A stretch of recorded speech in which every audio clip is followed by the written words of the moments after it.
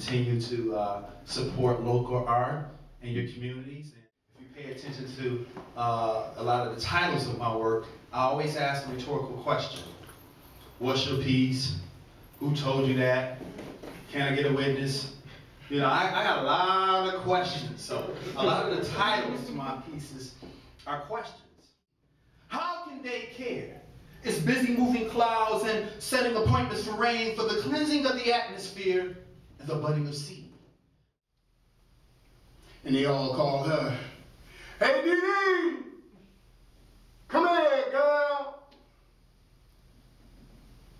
But see, her name is Deidre. She's 16 years old and nobody ever thought to tell her that she was a queen. And if you speak to her like I have on occasion, you can't help but notice how her light is fading. Looking for a pardon or justice, or maybe just some love. I asked her one time, I said, "Deidre, baby girl, what are you doing here?" And she just laughed that laugh of hers and told me that here was better than there. As the moon creeps up on the sun to cast vast darkness over light, sin closes in on righteousness, concealing it from plain sight. This visual crescendo typifies the degradation of man as he sojourns obliviously from holiness to iniquity, the lunacy in it all he has yet to understand. Pride and selfishness work hand in hand, taking full bloom in the garden of your mind.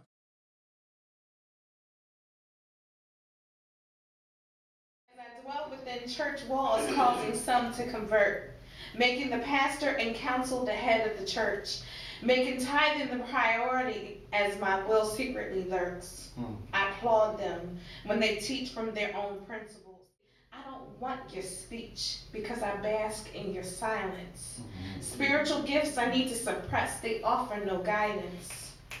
Don't want you to encourage others, it's not your concern. Say you'll pray for them so they'll leave, they have to learn. I don't want your life, beloved, I want your will to live. I don't want your belongings, I want your will to give. Your misery, I don't care about, I want your ministry. I don't want you active at all, I want you idle for me. I don't want your rest at night, I want you stirring about, caring what others think, stirring up fears and doubts. I want to be so into you that you don't recognize yourself, hiding true feelings and too much pride to ask for help. Idols weighing on you like shackles, no hope in sight. I'm so content when your exterior doesn't favor Christ. Go ahead. You all right? You could have let me sit then. I'll just... No, I ain't gonna let you sit. Everybody give it up for time.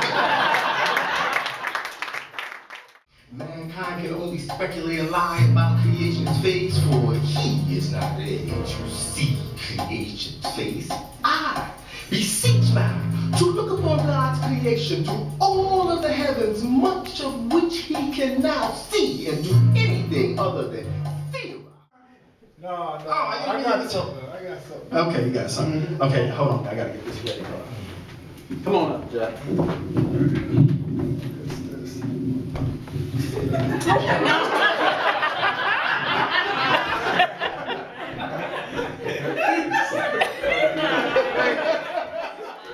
Leave you now.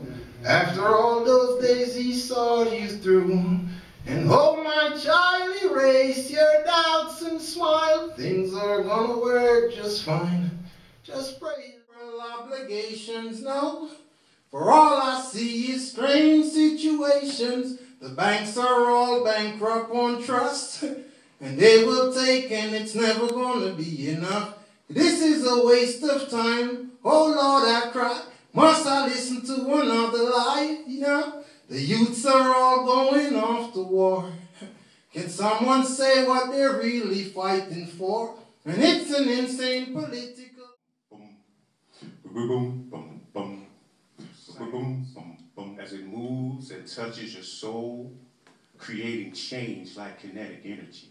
Poppy, See you the be the book major out. chords that sends my thoughts into minor modes. An ad-lib that controls my perimeters without warning, and when I'm at a half rest, you take the half step to your nights and chords.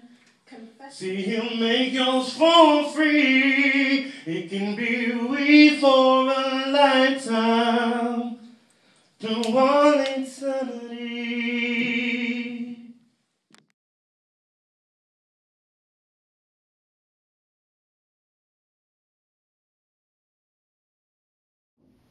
Sis, I see the stars in your eyes.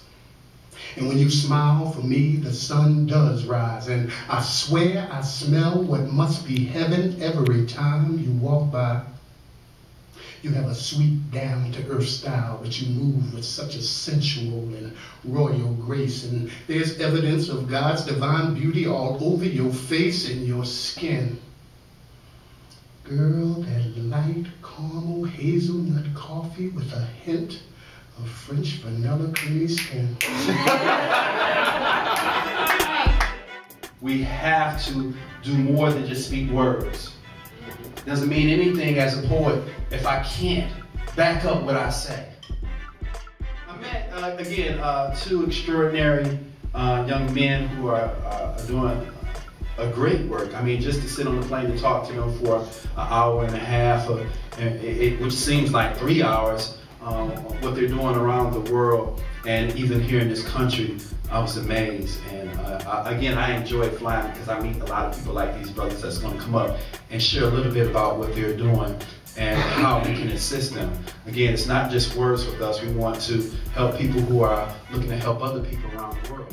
Now we're actually on the way to Mississippi to do this conference down there for our job, which I'm going to talk about. I remember when I was looking at my boarding pass, I got the middle seat. You know how middle seat is? I was tired. It was an early flight. I was like, all right, I'm just going to sleep the whole way down there. So I sit down next to Amir, and he asked me about my bracelets. And we ended up talking from the moment I sat down until we got off the plane. And you'd think that would be like something horrible, but I had a blast, and it was a really great thing. So thanks again, Colin. And I would like to say I was so glad that Chris got to sit next to Amir because I was like real sick. I had like a one-day flu, and I'm like in the seat in front of Chris, drifting into like a cold medicine daze. And I hear this like great conversation starting to bloom between Amir and Chris, and these two guys in like three-piece suits with their briefcases next to me kept like glancing back like, what the hell are they talking about? Like talking about like Occupy Wall Street and social justice. And then I wake up like an hour and a half later and they were talking about fantasy football. And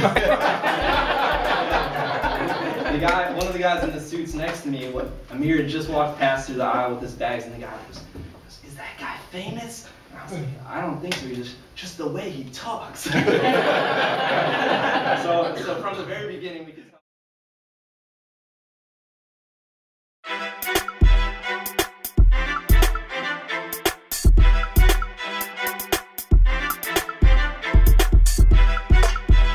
Peace, be still, can you chill, be cool, flow, and be smooth, like the harmony of nature? Or will insurrections have enough patience to outweigh you? Will your love and faith conquer hate, or is your peace in meaningless debates? You blew another fuse because you refused to lose, so you went to the hardware because it was too dark for you to see. Now you look to shed light by lighting up the night with your heated strobe light. What's your peace? It's nicknamed heat, but it should be called cold. Do you roll and hang with lost souls? What's your peace? Is it like the whisper of God's still small voice that tell me, can you rest in the bed of sound choice? Why do you always have to give someone a piece of your mind? You didn't lose your mind, you gave it away. Why don't you pray? Why are you running? Where are you going? You say you're going to pieces, and do I want to go? Nah, man, I'd rather have peace and be still, so all that drama, you can chill. All that game banging and drug ruckus, you can piece it out, or you might rest in it, no doubt. My word is peace, peace, peace. 2 fingers up and I'm out.